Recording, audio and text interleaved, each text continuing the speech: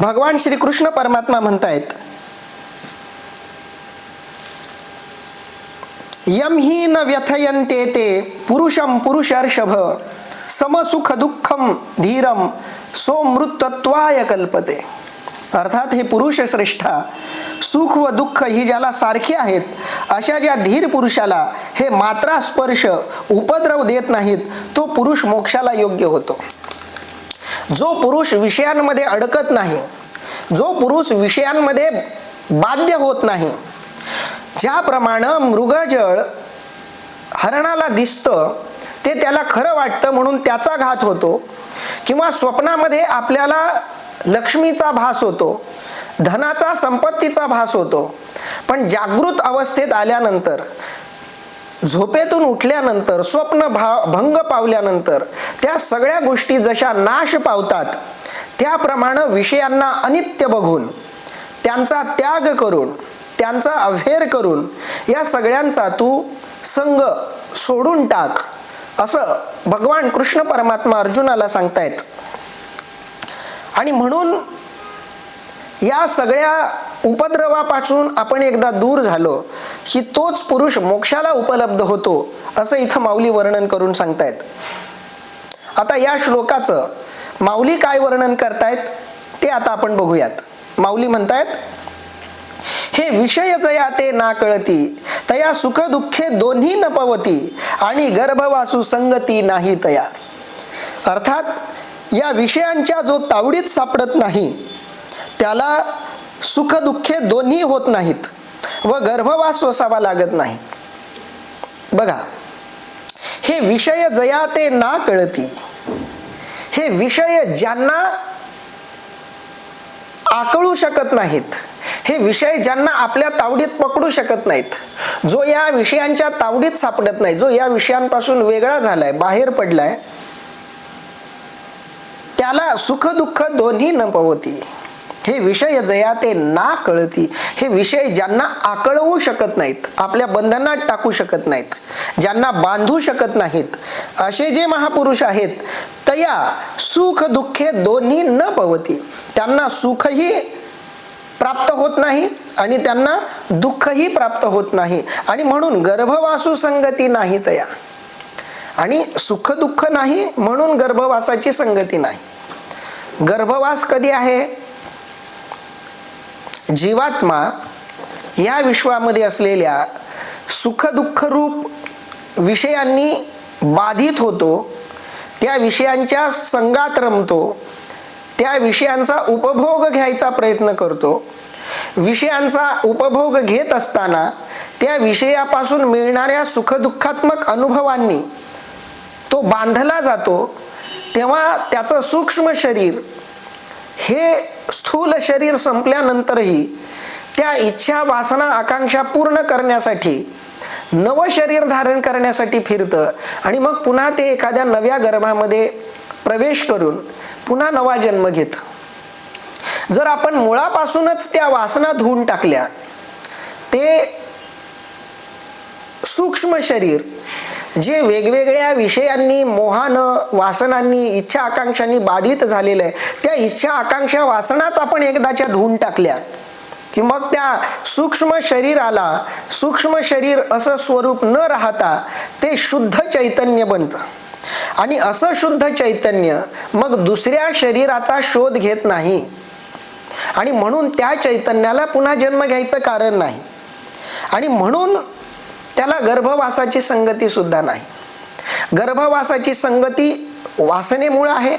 वासना सुखदुःखात्मक आहे, सुख दुःख विषयांपासून मिळतात.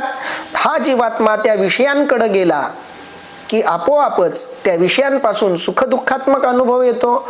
त्या सुखदुःखात्मक अनुभवातून चांगले वाईट अनुभव येतात. चांगलं हवंसं वाटतं, दुःखदायक नकोसं वाटतं. या दोन्ही भावना, दोन्ही वासना या जीवात्म्याशी जोडल्या जातात, आणि म्हणून पुन्हा पुन्हा गर्भवास भोगावा लागतो. पण ज्यानं या विषयांना आपल्या नियंत्रणात आणलंय, म्हणजे इथं विषय त्याच्या नियंत्रणात आले, तो विषयांच्या नियंत्रणात नाही. आता गाडी ड्रायव्हरच्या नियंत्रणात आहे, आता तोल सुटणार नाही. ड्रायव्हरनं गाडी व्यवस्थित चालवली, स्वतःच्या नियंत्रणात ठेवली, तर त्या गाडीला हवं तसं, हवं तेव्हा, हवं तसं पळवता येतं, हवं तेव्हा थांबवता येतं, हवा तसा त्याचा स्पीड मेंटेन करता येतो, हवं तसं त्याची गती नियंत्रणात ठेवता येते. अगदी त्या पद्धतीनं हे विषय जया ते ना कळती, हे या विषयांच्या बंधनामध्ये जो अडकत नाही, या विषयांनी जो वेष्टित होत नाही, विषय ज्याला नियंत्रित करू शकत नाहीत, त्याला आपोआपच सुख आणि दुःख दोन्ही गोष्टी मिळत नाहीत. आणि म्हणून गर्भवासू संगती नाही तया, तो नित्य रूप पार्था ओळखावा सर्वथा, जो या इंद्रियार्था नागवेची. अर्थात जो या विषयांच्या ताब्यात सापडत नाही, तो पूर्णपणे अविनाशी आहे असे समजावे. अर्जुना, जो नित्य रूप पार्था, जो नित्य रूप आहे, जो अविनाशी आहे, कोण? तो नित्य रूप पार्था, तो अविनाशी आहे असं समजावं, तो नित्य रूप आहे असं समजावं.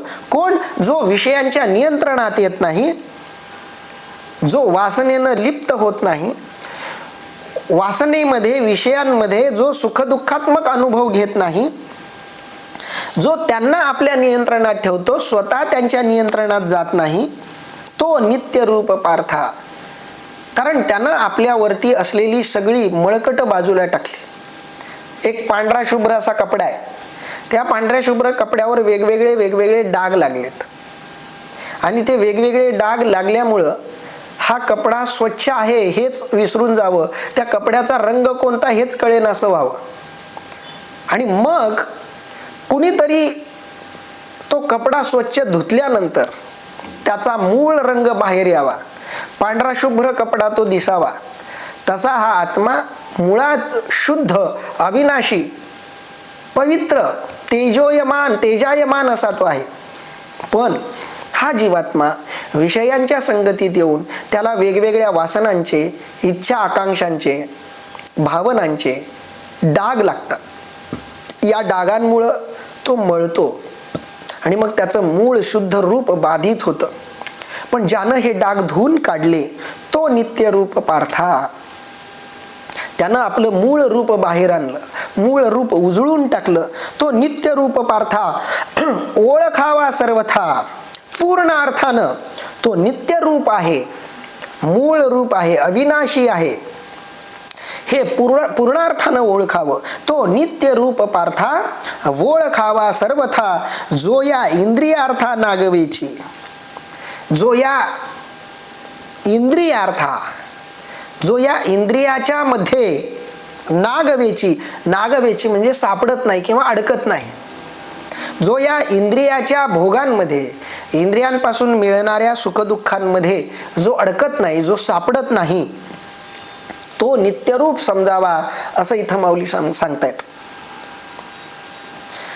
इंद्रियांच्या मागे आपण लागलो की इंद्रिय आपल्या सुखदुःखाला कारणीभूत ठरायला लागतात. इंद्रिय आपल्या नियंत्रणात हवेत, आपण इंद्रियांच्या नियंत्रणात जायला नको. इंद्रियांना जे हवं ते देण्यासाठी आपण आपलं चैतन्य राबवू लागलो की त्या चैतन्याचाही तो अपमान आहे.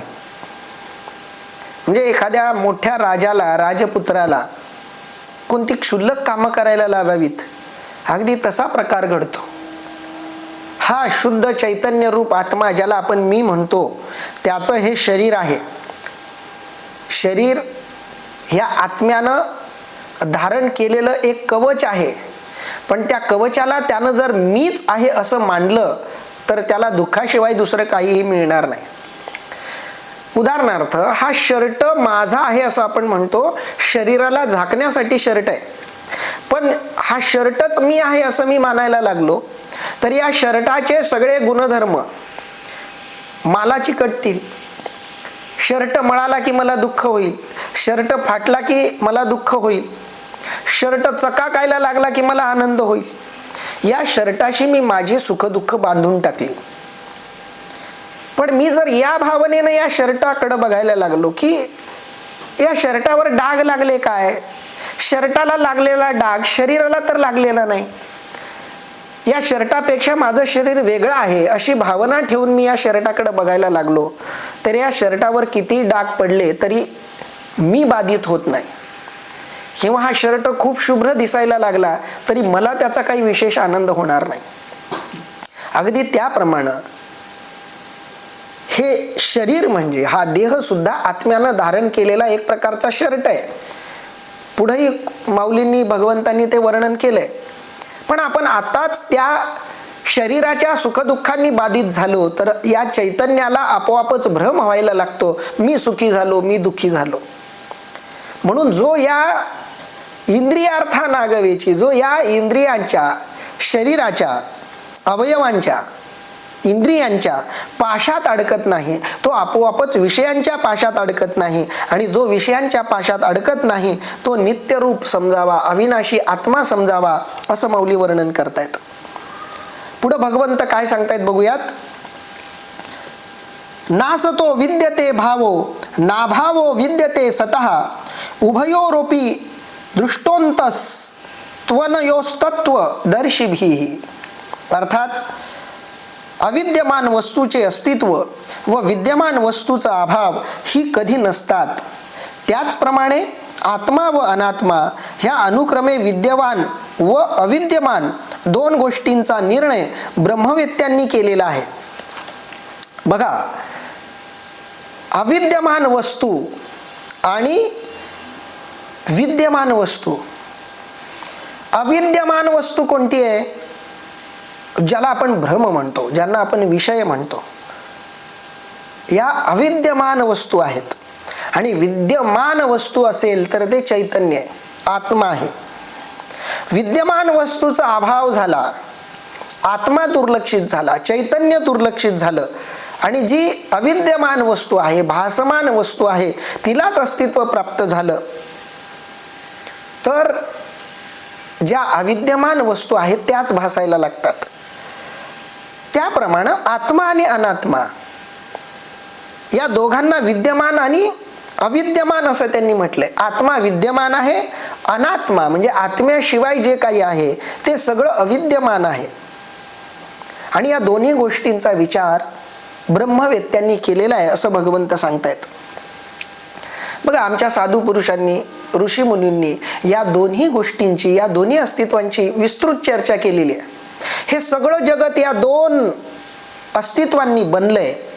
एक विद्यमान अस्तित्व ज्याला आत्मा म्हटलंय, दुसरं अविद्यमान अस्तित्व ज्याला अनात्मा म्हटलंय. अनात्मा म्हणजे आत्म्याशिवाय जे जे काही आहे ते सगळं. म्हणजे थोडक्यात आत्म्याचं अस्तित्व नसलेल्या सगळ्या गोष्टींना अनात्मा असा शब्द इथं ब्रह्मवेत्त्यांनी वापरलेला आहे असं भगवंत सांगतायत. आता माऊलींनी याचं काय वर्णन केलंय ते थोडक्यात बघू. विद्यमान वस्तू म्हणजे आत्मा, अविद्यमान वस्तू म्हणजे अनात्मा. माऊली त्या पदार्थांचं काय वर्णन करतायत बघा. आता अर्जुना काही एक सांगेन मी ऐक जे विचार पर लोक ओळखिती. अर्थात आता अर्जुना, जी विचारवंत लोक ओळखतात अशी तुला मी गोष्ट सांगणार आहे, ती तू ऐक. हे पुढचं विवेचन आपल्यासाठी अतिशय महत्वाचं आहे. कारण विद्यमान ज्ञानी लोक जे आहेत, विचारपर लोक जे आहेत, विचारपूर्वक जगणारी जी लोक आहेत, शुद्धीमध्ये जगणारी जी लोक आहेत, ती लोक या सगळ्या जगामध्ये काय बघतात, जगातल्या कोणत्या गोष्टींकडं, वस्तूंकडं बघण्याची त्यांची नजर, दृष्टी कशी आहे हे आपण जाणून घेतलं पाहिजे. व्यवहारामध्ये नेहमी आपण जाणणाऱ्या वैचारिक लोकांच्या संगतीत जाऊन त्या त्या विषयाचं ज्ञान घेत असतो. म्हणजे आपल्याला कोणता रोग झालाय याचं ज्ञान घेण्यासाठी आपण डॉक्टरकडे जातो. शिक्षण घेण्यासाठी आपल्याला शाळेतले शिक्षक लागतात, त्यांच्याकडे आपण जातो. पारमार्थिक मार्गदर्शनासाठी एखाद्या पारमार्थिक अनुभवी माणसाकडे जातो. अगदी त्याप्रमाणे या सगळ्या जगात आपण जगतोय, पण ते जगावं कसं, ज्या जगात आपण जगतोय त्या जगाचं स्वरूप कसं आहे याचीही माहिती आपण घ्यायला हवी. आणि ती माहिती इथं आपल्याला भगवंत देणार आहेत. आणि म्हणून माऊली सांगतायत, आता अर्जुना काही एक सांगेन मी ऐक. अर्जुना, आता काही एक महत्वाच्या गोष्टी मी तुला सांगणार आहे, त्या महत्वाच्या गोष्टी तू ऐक. जे विचार पर लोक ओळखती, जी विचार करणारी लोक आहेत. बघा, जीवन जगण्याच्या दोन पद्धती आहेत. एक शुद्धीत जीवन जगणं आणि एक बेशुद्धीत जीवन जगणं. आंधळ्याला दिसणारं जग आणि डोळसाला दिसणारं जग. आंधळ्याला हे सगळं जग अंधकारमय दिसतं. त्याला या सृष्टीमध्ये कोणत्याही प्रकारचा आकार दिसत नाही. रंगांचा आभास एखाद्या वेळी होत असेल, पण आकाराचा आभास त्याला होत नाही. आणि म्हणून त्याच विश्वात, त्याच काल्पनिक विश्वात तो आंधळा जगत असतो. त्यानं स्वतःचं एक विश्व निर्माण केलेलं असतं. त्याला दिसणारे त्याचे मित्र, त्याचे आई वडील, भाऊ बंधू, सगळ्यांच्या बद्दल त्यानं त्याच्या मनात काही एक कल्पना केलेली असते. आणि त्या कल्पनेप्रमाणे त्या प्रत्येकाला मानून तो जगत असतो. त्याचं जगणं जसं आंधळ्याचं जगणं आहे आणि एक डोळसाचं जगणं आहे. डोळसाला सगळं स्पष्ट दिसतंय, आकार दिसतोय, आणि म्हणून तो अडखळणार नाही. अगदी त्याच पद्धतीनं ज्यांना डोळे आहेत त्यांच्याही जगण्याचे दोन प्रकार आहेत, शुद्धीत जगणं आणि बेशुद्धीत जगणं. या सगळ्या जगाला दृश्य रूप मानून, जसं दिसतंय तसं मानून, त्याचं मूळ रूप विसरणारा. कारण हे जे दिसतंय हा फक्त आकार आहे. या आकाराच्या मागं काहीतरी दडलंय. त्या आकाराच्या मागं दडलेल्या निराकाराकडं संतांचं लक्ष असतं. त्यांच्याकडं बघून वैचारिक लोक जगत असतात. त्यांचं जगणं कसं आहे ते आपण जाणून घेतलं पाहिजे. म्हणून आता अर्जुना काही एक सांगेन मी ऐक. जे विचार पर लोक ओळखती, जे वैचारिक लोक, जागृत असलेले लोक, शुद्धीत असलेले लोक ओळखतात ह्या जगाला, त्या जगाचं स्वरूप मी तुला आता सांगतोय. माऊली म्हणतायत, या उपाधी माझी गुप्त, चैतन्य असे सर्वगत, ते तत्वज्ञ संत स्वीकारिती. अर्थात या देहाती उपाधीमध्ये सर्व ठिकाणी असणारे असे जे गुप्त चैतन्य आहे त्याचा तत्वज्ञ संत स्वीकार करतात. या उपाधी माझी गुप्त, या सगळ्या उपाधींमध्ये, या सगळ्या आकारामध्ये, उपाधी म्हणजे आकार, उपाधी वेगळे तुम्ही निर्विकार, काहीच संसार तुम्हा नाही, असं भगवंताबद्दल जेव्हा तुकोबाराय बोलतायत तेव्हा देवाला उपाधी नाही म्हणून तो निराकार आहे. उपाधी आली की आकार आला, किंवा आकार आला की उपाधी आली. म्हणून या उपाधी माझी गुप्त, या सगळ्या उपाधींमध्ये, उपाधी कोणती तर या सगळ्या आकारामध्ये, उपाधी शब्दाचा आपण आकार असा अर्थ घेऊ, या सगळ्या आकारांमध्ये गुप्त, गुप्त म्हणजे लपून, गूढ अशा स्वरूपात, या उपाधी माझी गुप्त, चैतन्य असे सर्वगत. या सगळ्या उपाधींमध्ये, या सगळ्या आकारांमध्ये गुप्त रूपानं सर्वगत, व्यापक अशा रूपात चैतन्य असे, चैतन्य असे सर्वगत, सगळ्या आकारांमध्ये व्यापक रूपात चैतन्य भरलेलं आहे. ते तत्वज्ञ संत स्वीकारिती. तुम्ही कशाचा स्वीकार करून जगताय? या जगाचं दोन प्रकारचं स्वरूप आहे. एक आभासात्मक स्वरूप आहे आणि एक सत्य स्वरूप आहे. एक दिसणारं मृगजळ आहे आणि एक खरं जळ आहे. तुम्ही मृगजळाला खरं जळ समजायला लागलात तर तुमच्या वाट्याला दुःख येईल.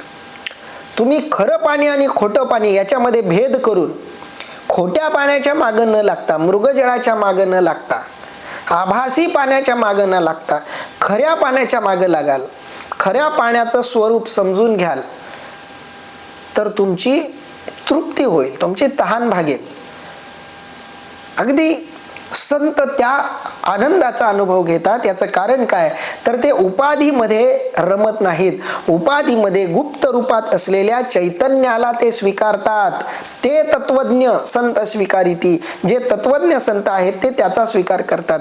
ते आकारामध्ये रमत नाहीत, ते शरीरामध्ये रमत नाहीत, ते शरीराच्या आत असलेल्या चैतन्यालाच बघतात. जे जे भेटे भूत ते ते मानिजे भगवंत. हा भक्तियोग निश्चित जाण माझा. जे जे दिसेल त्या सगळ्यामध्ये ते चैतन्यालाच बघत असतात. त्यांच्या दृष्टीला चैतन्याशिवाय दुसरं काही दिसतच नाही.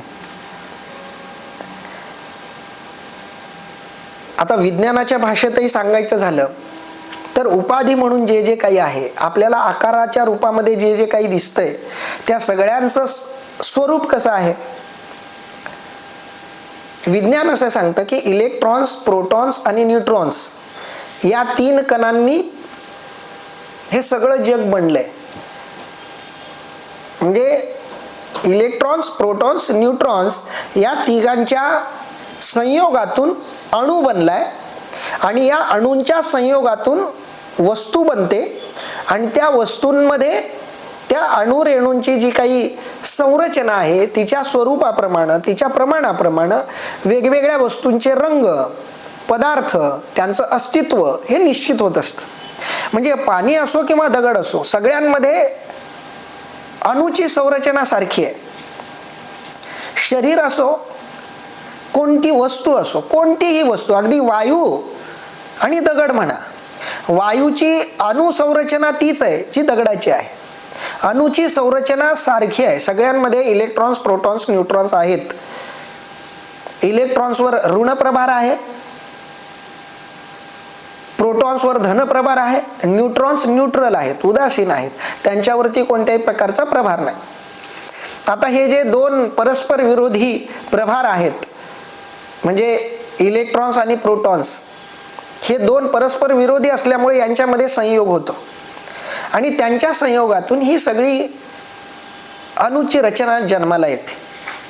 आता या 3 कणांची रचना ही कोणत्या तरी एका वेगळ्या मूलभूत कणापासून झाली असावी असं शास्त्रज्ञाला मध्ये वाटायला लागलं. ही विज्ञानाची भाषा सांगतोय मी. अध्यात्म थोडा वेळ आपण बाजूला ठेवू, विज्ञान नीट समजून घेऊ, भौतिकशास्त्र नीट समजून घेऊ. भौतिकशास्त्र असं सांगतं की या सगळ्या दिसणाऱ्या ज्या वस्तू आहेत, अगदी त्याच्यात हवाही आली, दिसत नसली तरी ती आहे, हे विज्ञान मानतं. म्हणजे न दिसणाऱ्याही काही वस्तू विज्ञान मानतं. मग ऑक्सिजन आहे, O2 आहे, हायड्रोजन आहे, वगैरे वेगवेगळे वायू आहेत, त्यांच्यामध्येही अणूची संरचना आपल्याला दिसते. पाण्यामध्ये आपल्याला H2O दिसतो. ते भरपूर आम्ही विज्ञानात लहान असताना शिकलो. HCl, H2HO4 वगैरे वगैरे असे वेगवेगळ्या पदार्थांचे त्याची अणूंची संरचना. पाण्याची अणूची संरचना H2O, हायड्रोजनचे 2 अणू, ऑक्सिजनचा 1 अणू मिळून एकत्र आले की पाणी तयार होतं. नुसता O2 आला की हवा तयार होते. असे सगळ्या पदार्थांच्या अणूची रचना विज्ञानानं आता सांगून ठेवलेली आहे. विज्ञानात भौतिकशास्त्रातली लोक, विद्यार्थी त्याचा बारकाईनं अभ्यास करतात.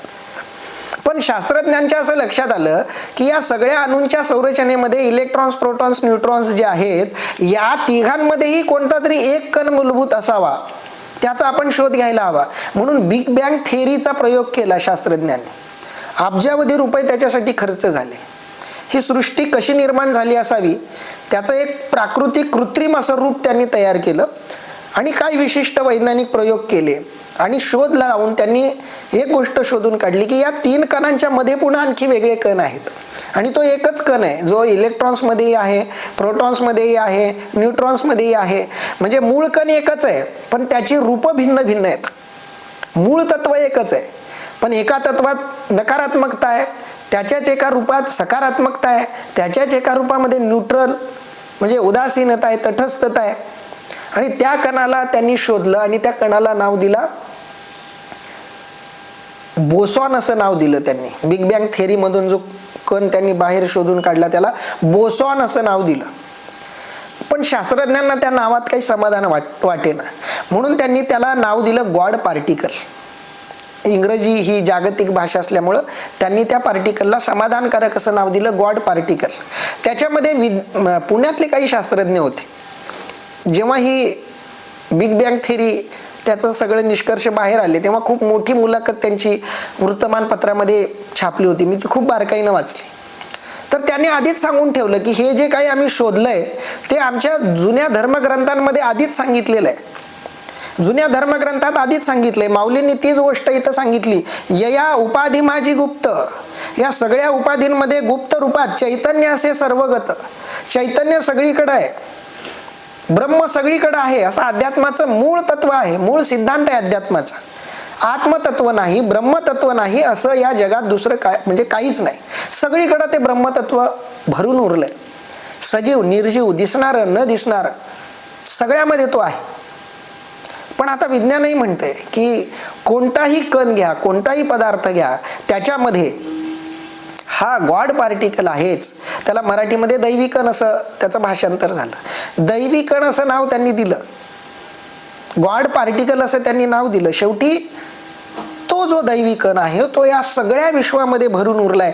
त्याच्यावरती संतांचं लक्ष आहे. ते आकारात रमत नाहीत, ते निराकारात रमतात. आकाराला ज्यांनी आकार दिला, आकाराला आकार देण्याची पात्रता ज्याच्यामध्ये आहे त्याला त्यांनी स्वीकारलं. म्हणून या उपाधी माझी गुप्त, चैतन्य असे सर्वगत, ते तत्वज्ञ संत स्वीकारिती. या उपाधीमधल्या गुप्त अशा चैतन्याचा तत्वज्ञ संत स्वीकार करतात आणि म्हणून ते आकारात रमत नाहीत. आकारात रमत नाहीत म्हणून आकार रूप विषयात रमत नाहीत. विषयात रमत नाहीत म्हणून त्यांच्या चैतन्याला सुखदुःखाची बाधा होत नाही. सुखदुःखाची बाधा होत नाही म्हणून ते मूळ आत्मस्वरूप जसंच्या तसं ठेवतात. त्यांचं शुद्ध चैतन्य रूप आत्मा तसाच राहतो, अबाधित राहतो आणि म्हणून ते अविनाशी आहेत, म्हणून ते अमर आहेत. तुकोबाराय म्हणतात, अमर आहा अमर आहा, खरे की पहा खोटे ते, न म्हणा देह माझा ऐसा, मग भरवसा कळेल. तुम्ही अमरच आहात, तुम्ही आम्ही सगळे अमर आहोत, तुम्ही आम्ही सगळे शुद्ध चैतन्य रूप आहोत. पण आपण शुद्ध चैतन्य रूप विसरलो म्हणून आपण मर्त्य झालो, म्हणून आपण स्वतःला मर्त्य समजायला लागलो. म्हणून आपण असं म्हणतो मी म्हातारा झालो, मी तरुण झालो असं म्हणतो. हा भ्रम आहे, का तर आपण देहाला चिकटून बसलो म्हणून. म्हणून न म्हणा देह माझा ऐसा, मग भरवसा कळेल. हा देह माझा नाही ही गोष्ट मनानं एकदा पक्की झाली, या गोष्टीवर आपण ठाम झालो, देह तादात्म्य सोडून दिलं, उपाधी सोडून दिली, उपाधीमध्ये गुप्त असलेलं चैतन्य स्वीकारायला लागलो, ते चैतन्य सगळीकडे बघायला लागलो की आपल्याला सगळं जग आनंदी आनंद दिसायला लागेल. इथं आपण थांबूयात. उद्या आपण ओवी क्रमांक 27 पासून ओवी क्रमांक 35 पर्यंत उद्या बघूयात. आज मात्र आपण इथं थांबूयात. पुंडलिक वरदारी विठ्ठल श्री ज्ञानदेव तुकाराम, पंढरीनाथ भगवान की जय, माऊली ज्ञानेश्वर महाराज की जय, जगद्गुरु संत तुकाराम महाराज की जय, सब संतन की जय.